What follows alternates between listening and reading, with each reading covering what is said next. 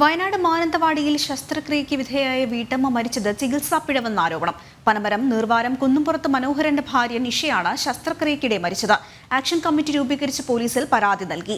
സംഭവത്തിൽ സമഗ്ര അന്വേഷണം നടത്തി കുറ്റക്കാരെ പിടികൂടണമെന്നാവശ്യപ്പെട്ട് പ്രക്ഷോഭം സംഘടിപ്പിക്കാനാണ് തീരുമാനം.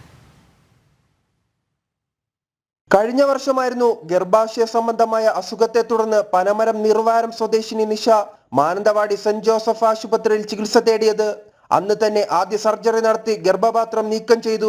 തുടർന്ന് ഡിസ്ചാർജായ നിഷയുടെ ആരോഗ്യസ്ഥിതി മോശമാകുകയും ജനുവരി 16-നും ജനുവരി 29-നും സർജറി നടത്തി. തുടർന്ന് ആരോഗ്യസ്ഥിതി മോശമാകുകയും മരണം സംഭവിക്കുകയും ചെയ്തു. ഒറ്റ നോട്ടത്തിൽ തന്നെ നമുക്ക് ഡെത്ത് സമ്മറി ലഭിച്ചിരുന്നു. ബേബി മെമ്മോറിയലിൽ വെച്ചിട്ടാണ് ഡെത്ത് സംഭവിക്കുന്നത്. ഓഗസ്റ്റ് മാസത്തിൽ 2023 പോയി ആദ്യം കൺസൾട്ട് ചെയ്ത സമയത്ത് എടുത്ത CT റിപ്പോർട്ടിൽ കിഡ്നിക്ക് യാതൊരു തകരാറില്ല, നോർമൽ ഇൻ ഷേപ്പ് എന്ന് കാണുകയും പിന്നീട് മരണശേഷം വന്നിട്ടുള്ള റിപ്പോർട്ടിൽ ഡെത്ത് കോസായിട്ട് പറയുന്നത്, ഡെത്ത് മരണകാരണമായിട്ട് പറയുന്നത് കിഡ്നി ഇഞ്ചുറിയും ഈ പറഞ്ഞ പഴുപ്പ് മറ്റ് ആന്തരിക അവയവങ്ങളെയും ബ്ലഡിലേക്കും ബാധിച്ചുമാണ് കാരണമായിട്ട് പറയുന്നത്. അപ്പോൾ അത് തീർത്തും ആദ്യത്തെ സർജറിയിൽ വന്നിട്ടുള്ള പിഴവാണ്.